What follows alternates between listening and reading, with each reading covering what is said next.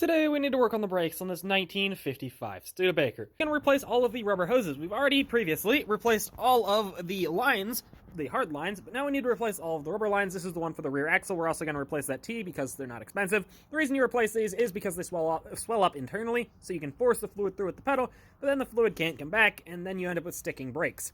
And also, these are 70 years old and have seen much better days. Now I went ahead and removed both rear brake cylinders and disassembled them, and they're now in the ultrasonic cleaner because I'm actually going to be rebuilding them. I could replace them, but they're a little over 20 bucks a piece, so you're looking at almost 100 bucks to replace all four, and the rebuild kits are like $2. So we might as well just try and rebuild them to save ourselves 100 bucks.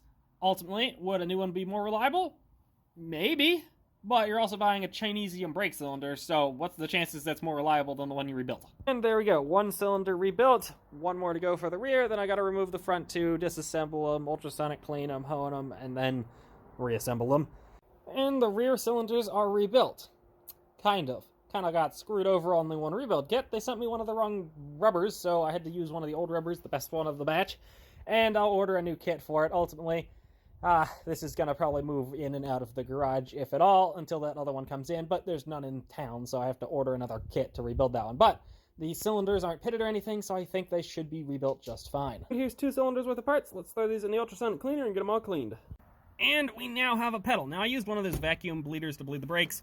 I've never had good luck with those. I'll get somebody to help me actually properly bleed these brakes, and I think we'll get much better of a pedal. But I can press this as hard as I can. We're not blowing out any lines or any cylinders, so honestly, the front ones will probably get replaced. Those ones were very corroded. The rear ones are honestly like mint after they were honed, so they're probably fine. But the rears will probably get replaced before it sees the road, but it's a long time before it sees the road.